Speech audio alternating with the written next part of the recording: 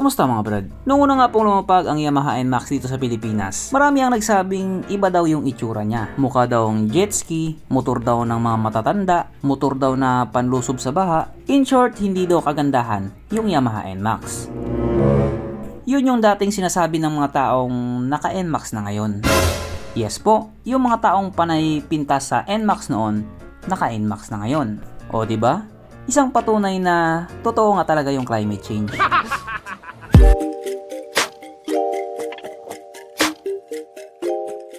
Pero syempre bago tayo magpatuloy, kung bago ka pa lamang napadpad dito sa aking walang kwentang channel, huwag ka na mag-subscribe. So yun na nga, nung lumapag nga po sa Pilipinas ang Yamaha NMAX, marami talaga ang napangitan dito. Sabi nila mukha daw siyang jet ski. Kasi nga daw malapad. Kaya anong mga panahon na yon, medyo nanibago talaga ang mga tao sa itsura niya. Pero ang hindi nila alam, bago pa man lumapag si Yamaha NMAX dito sa Pilipinas, meron na talagang nauna. Mga naunang maxi scooter. Isa na nga po dito yung SYM Joyride, na base nga po sa pangalan niyang Joyride, talagang Joyride. At bukod nga po sa motor na yan, marami pang ibang brand na ganyan din yung itsura, na matagal na nag-exist dito sa Pilipinas. Kaso lang katulad nga ng mga naunang sinabi nila, motor daw ng mga matatanda. Hindi naman lahat, pero karamihan. Pero sabi naman nung sinabihan nilang matanda, kalabaw lang ang tumatanda.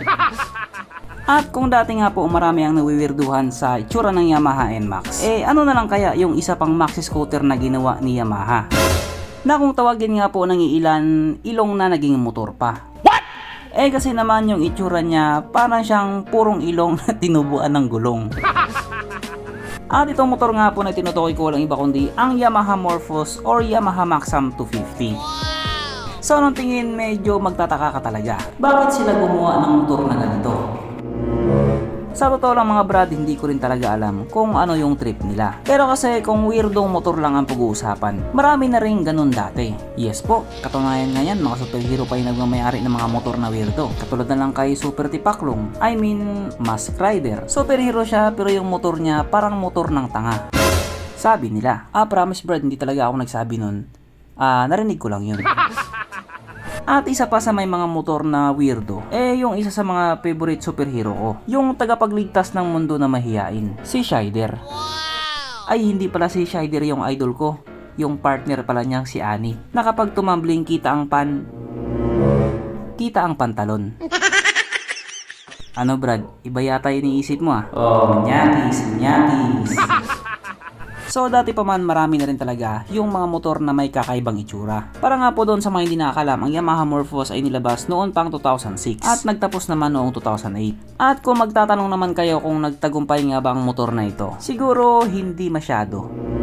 Yes po, hindi talaga masyado kasi nga kaunting bilang lang po ang naibenta nila dito. Una nga po itong nilabas sa bansang Japan na kalaunan nga po nilabas din sa bansang Amerika. At hindi nga po katulad sa ibang scooter or maxi scooter, ang Yamaha Morphos ay kakaunti lang yung bilang niya. Sabi kasi nung iba, sobrang laki daw niya. At sa sobrang laki daw niya, hindi na daw angkop yung makinang 200cc para sa kanya. Pero pagkakaalam ko, merong 400cc at 600cc na ganito. At katulad nga din po ng 250cc, hindi din po naging mabenta. Baka siguro isa sa mga naging reason niya yung kanyang presyo. Ito po kasi ay nagkakalaga ng $5,299 US. Na kung i-convert nga po natin into Philippine Peso, ito po ay papatak ng 297,000 pesos. Base sa kanyang engine displacement at sa kanyang itsura, sabi ng mga puti, mahal daw talaga. At dahil dyan, pag-usapan na lang po natin kung ano nga bang meron sa motor na ito at kung gaano nga ba talaga siya kaganda. So ito nga po ang Yamaha Morphos na mayroong 249 cubic centimeter engine displacement, 4-stroke single cylinder, dual overhead cam with 4 valves, fuel injected at ito po ay naka-liquid cooled. Kaya hindi po siya panis sa Honda Click 125. Ang kanyang operation ratio 10.8:1. Pagdating naman po sa kanyang power, ito pa mayroong 20 horsepower at 7,500 RPM, 21.5 Nm of torque at 5,500 RPM. At ayon nga po sa mga puti na nag-top speed sa motor na ito na po ay kayang tumakbo sa bilis ng 120 km/h. Ay sus, kung nilabas lang sana sa Pilipinas yan, panigurado aabot ng 200 kph yan. Syempre, ibang usapan na kapag Pinoy na nakasampa.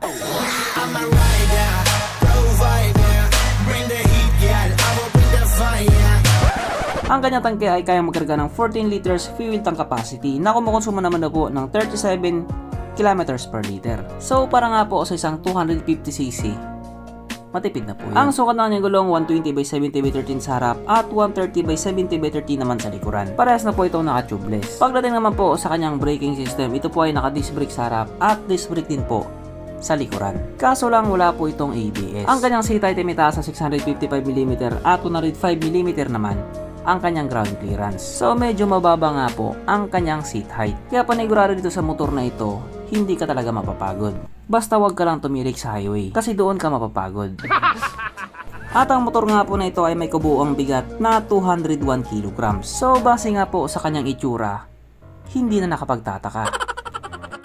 At mapunta naman po tayo sa iba pa niyang mga features. So ang mga ilaw nga po sa motor na ito naka-halogen pa din at bulb type naman yung kanyang mga signal lights. Ang kanyang gauge panel syempre naka-digital. Pero kung ano yung nilaki ng kaha niya, siya din pong niliit ng panel board niya. Unlike nga po sa ibang maxi scooter, itong motor na ito ay naka-naked handlebar na kahit papaano bumagay din naman sa kanya. I mean, bagay talaga sa kanya. Kaso lang hindi katulad sa ibang mga makabagong maxi scooter ngayon, hindi po siya naka-keyless. Di susi pa din siya. Pero pagdating naman sa kanyang safety features, meron po siyang side stand kill switch. Kaya kahit papano, safe ka dito.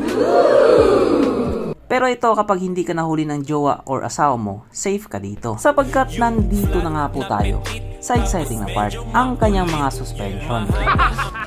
So sa harapang bahagi nga po, ito ay ginamitan ng ordinary telescopic. At sa likuran naman, ito po ay gumagamit ng dual shock absorber na ayon nga po sa mga taong nakagamit sa motor na ito, maganda ang bounce.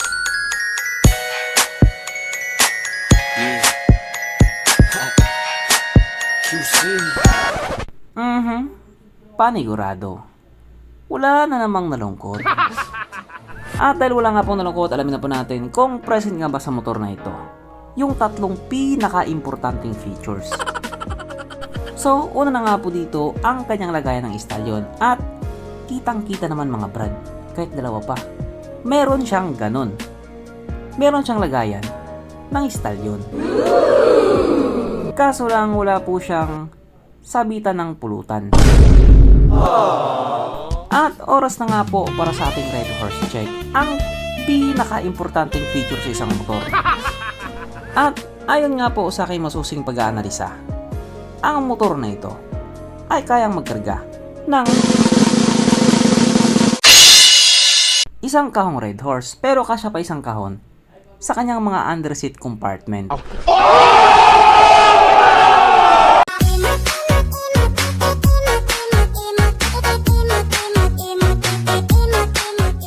So therefore, ang motor na ito ay talagang recommended.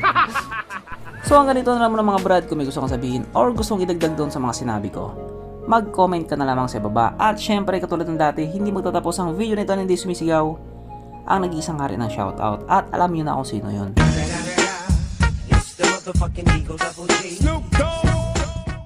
So shout nga pala kay Johnson Ibalio.